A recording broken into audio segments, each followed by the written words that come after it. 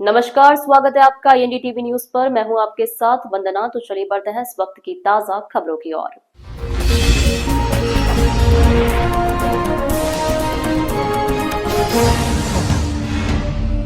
13 सितंबर को लोक अदालत का आयोजन किया जा रहा है, जिसमें निगम के लिए राजस्व वसूली लोक अदालत के माध्यम से होनी है।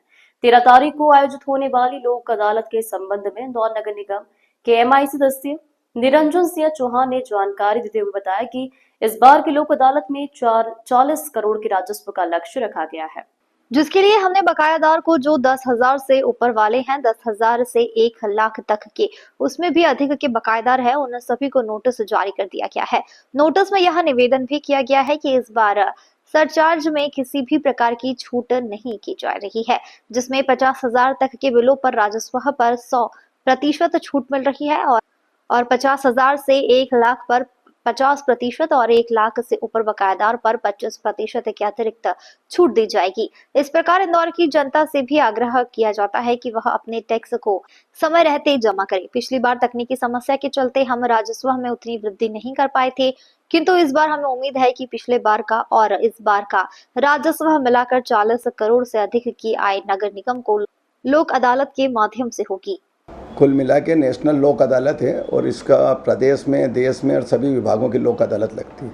और इसको 13 तारीख को हमारे इंदौर नगर निगम की भी लोक अदालत की पूरी तैयारी है हमारी। कल इसी को लेके हमने महापौर जी ने और हमने पूरे राजस्व विभाग की बैठक भी ली थी सारे यारों के साथ। और अब के कम से कम हमने 40 करोड़ का लक्ष्य रखा है कि 40 करोड़ रुपये मिलना चाहिए। पिछले बार की लोक अदालत में कुछ परेशानियाँ भी थी, पोर्टल भी ढंग से नहीं चला था, इसलिए उस लोक अदालत का थोड़ा सा हमारे को इस बार ज़्यादा फ़ायदा मिलने की उम्मीद है। तो सभी को टारगेट दिया, सभी ने अपने अपने नोटिस बांट दिए। 10,000 से ऊपर के नोटिसों की अलग संख्या रखी, 50,000 से ऊपर की नोटिसों की संख्या अलग रखी और इन सभी को हमने घर घर तक पहुंचाने का काम करा।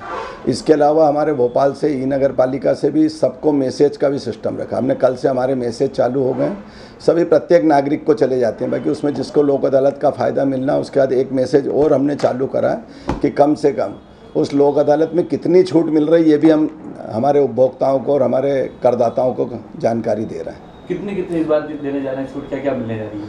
कुल मिला के छूट का हमारे यहाँ फिक्स है। 50,000 से जो नीचे का जितना भी वो रहता है उसमें 100% की छूट रहती है। 50,000 से जो ऊपर का रहता है उसमें 50% की छूट रहती है और 1 लाख से ऊपर जो रहता है उसमें 25% की छूट रहती है।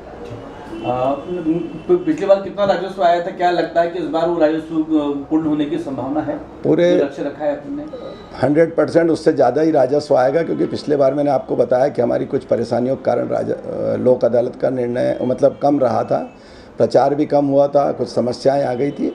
इस बार 100% हमारा जो 40 करोड़ का लक्ष्य है वो हम क्रॉस करेंगे।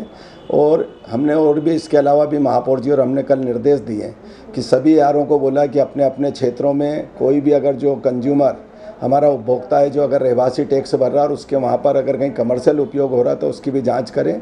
हमने कुछ वार्ड भी इंगित करके दिए, कुछ उनको बोला कि आप इन पे स्पेशल करें, एक पूरा वार्ड को 100% करें, ऐसा हमारे महापौर जी ने किया। क्या कोई बड़े बकायेदार भी मौजूद थे, जैसे पिछली बार आइडिया और दूसरे लोग थे? वो हमारे सरकारी डिपार्टमेंटों की सूची रहती है, वो हमारा एक अलग विभाग है, उसमें अगर जो भी रहता है उनको सबको भी हम चिन्हित करते हैं और उनसे भी जो हमारा बकाया उसको लेते हैं। पिछली बार आईडी पर बहुत सारा बकाया था, क्या वो आ चुका है या इस बार आएगा? वो आईडीए का कुछ हमारे अधिकारी और आईडीए के अधिकारी बैठे थे, उसमें कोई समस्याएं हैं तो अभी निराकरण हुआ नहीं है। वो आगे हमारे बड़े लोग उसमें निराकरण, महापौर जी को भी उसमें बात करी थी, महापौर जी भी उसको देखेंगे, वो निराकरण जब होगा। जैसे कि आपने बताया था कि आपने जगह अलग अलग नोटिस जारी करे, 50,000 वालों को अलग, 1 लाख वालों को अलग।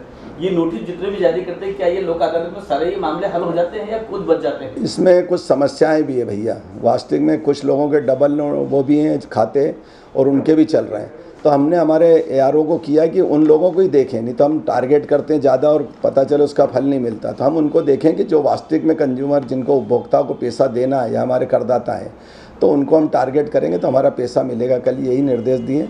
तो हमने जितने हैं उतने में से वास्तविक में बहुत सारे लोगों का ऐसा डबल खाते हैं, किसी के गलत हैं, किसी की शिकायत है, वो निराकरण करने का भी कल हमने बोला कि हमारे यहाँ जो ये फर्जी कई सारी ऐसी चलती है कि जिसका कोई निराकरण नहीं हो रहा, उपभोक्ता कहता है मेरा वहाँ पे स्पॉट पे इतना नहीं, आपने गलत लगा दिया, तो उन सबका निराकरण भी करने का बोला। और जो वास्तविक में जिनसे लेना है, देनदार है, उनको हमने इंगित करने का बोला है। आप हमारे माध्यम से इंदौर की जनता को क्या कहना चाहिए? वास्तविक में हमारी जो जनता है ये कर देती है और इस कर्ज का ही विकास में काम आता है। तो मेरा सभी करदाताओं से भी निवेदन है कि ईमानदारी से नगर निगम के पैसे का जो टैक्स है वो पहले ही भरना चाहिए, उसमें उनको भी बहुत सारा फ़ायदा है। आगे रह के अग्रणी होकर पैसा भरना चाहिए, जिससे हमारे इंदौर शहर के विकास में वो पैसा काम आता है और हमारे इंदौर का करदाता पैसा देता भी है। बाकी मेरा उनसे बार बार निवेदन है कि उनको करदाताओं को भी अपने पैसे देने का अपने को ध्यान रखना चाहिए। कई बार हमारे यहाँ करदाता भी कहते हैं कि हमारे यहाँ कोई सूचना ही नहीं है, हमारे यहाँ कोई आया ही नहीं। ये वास्तविक में हमारा खुद का भी कर्तव्य है और दायित्व है, तो हमको खुद को भी आगे, तो ये निवेदन मैं इंदौर शहर के सभी करदाताओं से निवेदन करूँगा कि अपना कर समय पर चुकाएं और नगर निगम का जो भी इसका फ़ायदा वो लें। इस तरह की तमाम खबरों के लिए बने रहिए IND TV न्यूज के साथ।